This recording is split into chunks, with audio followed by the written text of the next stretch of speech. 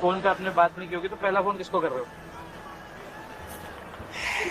पहला कॉल पापा को ही करूंगा। करो। पिता से है नाम पापा प्रणाम। रोमी सर है इधर।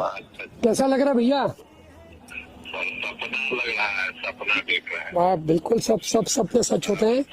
और आप 3 महीना पहले से रख के 4 महीना इसको जो बनाए ना। नहीं नहीं, आपकी मेहनत उसके बहुत पहले से है और हम सब साथ में। मैंने आपको पहले बोला था कि एज अ परिवार हम लोग सब साथ में हैं। अभी अभी ये भी पहली सीढ़ी है, ये अभी शुरुआत है। जी एकदम एकदम एकदम। बहुत बढ़िया, बहुत बढ़िया, शुक्रिया। और आपको भी। मम्मी ठीक है? मम्मी खुश है?